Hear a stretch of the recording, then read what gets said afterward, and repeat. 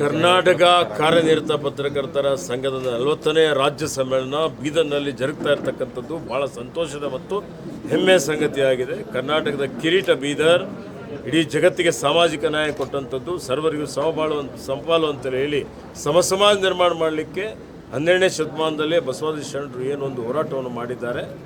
ಇಂಥ ಒಂದು ಜಿಲ್ಲೆಯಲ್ಲಿ ಇವತ್ತು ಈ ಸಮ್ಮೇಳನ ನಡೀತಾ ಇದೆ. 28ನೇ ಮಾರ್ಚ್ಗೆ ನಮ್ಮೆಲ್ಲ ನೆಚ್ಚಿನ ನಾಯಕರಾದಂಥ ಮಾನ್ಯ ಮುಖ್ಯಮಂತ್ರಿಗಳು ಸಮ್ಮೇಳನವನ್ನು ಉದ್ಘಾಟನೆ ಮಾಡ್ತಾರೆ. ಮಾನ್ಯ ಉಪಮುಖ್ಯಮಂತ್ರಿಗಳು, ಸಚಿವ ಸಂಪುಟದ ಎಲ್ಲ ಸದಸ್ಯರು, ಪ್ರತಿಪಕ್ಷ ನಾಯಕರುಗಳು, ಸುಮಾರು ಜನ ಎಲ್ಲ ಗಣ್ಯಮಾನ್ಯ ವ್ಯಕ್ತಿಗಳು ಈ ಸಮ್ಮೇಳನದಲ್ಲಿ ಭಾಗವಹಿಸ್ತಾರೆ.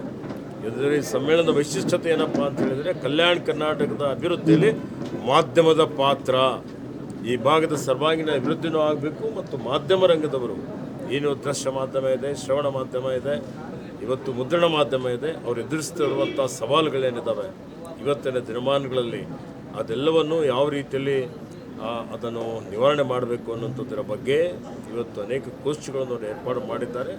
ನನಗೆ ಸ್ವಾಗತ ಸಮಿತಿ ಅಧ್ಯಕ್ಷನಾಗಿ ಆಯ್ಕೆ ಮಾಡಿದ್ದಾರೆ.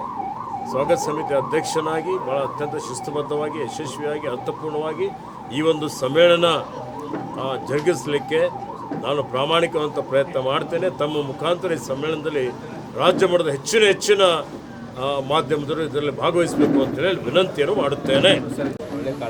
ಆರೋಗ್ಯ ಸಂಜೀವನಿ ಮಾಡಿದ್ದಾರೆ, ಬಸ್ ಪಾಸ್ ಮಾಡಿದ್ದಾರೆ. ಇನ್ನೂ ಹೆಚ್ಚಿನ ರೀತಿಯಲ್ಲಿ ಅವರಿಗೆ ಉದ್ಯೋಗದ ಭದ್ರತೆ ಇರ್ಬೋದು, ಅವರಿಗೆ ಎಲ್ಲ ರೀತಿಯ ಸವಲತ್ತುಗಳಿರ್ಬೋದು, ಅವರಿಗೆ ನಿವೇಶನ ಮನೆ ಮಾಡಿಸುವಂಥದ್ದು ಇರ್ಬೋದು, ಇತರ ಅನೇಕ ಯೋಜನೆಗಳನ್ನು ರೂಪಿಸುವಂಥದ್ದಕ್ಕೆ ಏನೇನು ಅವರ ಬೇಡಿಕೆಗಳಿದ್ದಾವೆ ಅವೆಲ್ಲ ನ್ಯಾಯಯುತವಾದಂಥ ಬೇಡಿಕೆಗಳು ಪೂರ್ಣಗೊಳಿಸಲಿಕ್ಕೆ ಪ್ರಾಮಾಣಿಕವಂತ ಪ್ರಯತ್ನ ನಾವು ಮಾಡ್ತೇವೆ.